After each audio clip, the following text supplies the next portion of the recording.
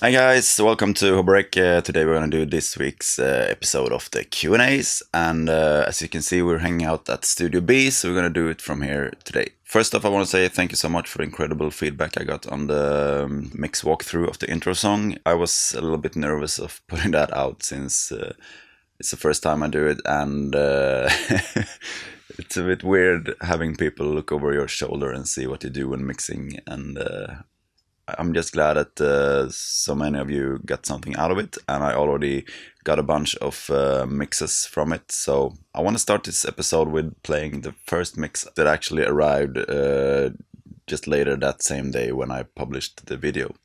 So this is the intro song mix by Niclas Ingelman.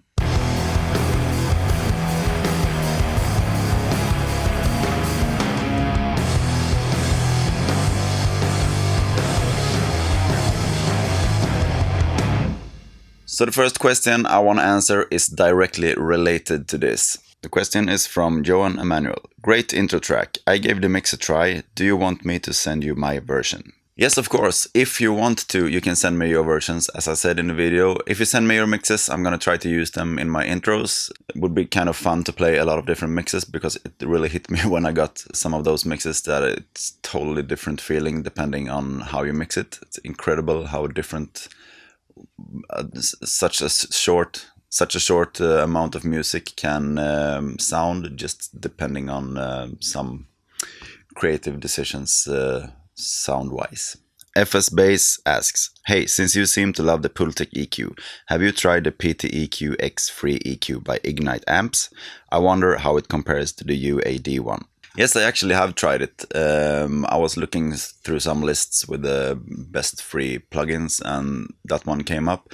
And I tried it out, and I actually think it's really, really good. So sometimes I use that one instead of the UAD one, mainly because it has different choices of frequencies. So even if you have the UAD one, it's worth having the Ignite Amps version too. And also, if you don't have the UAD system, I would really recommend the Ignite amps. Sebastian Dior asks, what was the U47? It's actually a microphone that I built myself. It was originally a tube mic by Golden Age Project, but it broke. So I just had this microphone body lying around, and I was just when I got into DIY stuff. So I built myself a FET 47 clone. It's not a tube mic, it's a FET microphone. But a 47 style one, which is really, really cool for miking bass drums and bass amps. And I also chose a different kind of capsule, an M7 capsule that is a little bit darker than the original one that's in the FET 47s. So I think it's really good for also screaming vocals and when you want really warm, close vocals too. So if you feel like building your own microphone, you can check that out on, what is it called? Vintage Microphone PCB Kits or something like that. I will post I will post the link in the description for it. Andre Timotin. Hi Hobo, I have a question. Since the 1173 is a 2-channel unit, I was thinking, is it possible to run a full stereo mix through it to give it the preamps color? Thanks, great review. That's actually a really good question. The Stam Audio 1073 preamp, it doesn't have any line inputs, so either you would need to have a DI box if you're gonna run out from your DAW, but a better idea would actually be, in that case, if you don't have a stereo DI box or two equal DI boxes, you could build a passive summing mixer. I actually built myself a passive summing mixer a few years ago when I needed a monitor mixer for my tape machine before I had an inline mixing console. Looks like this. It's a really, really beautiful build. Not at all, but it worked worked wonders. So it's 24 channels with volume and panning, and also buttons to activate the channels from either going straight through the mixer I had then or through the monitor mixer. It was really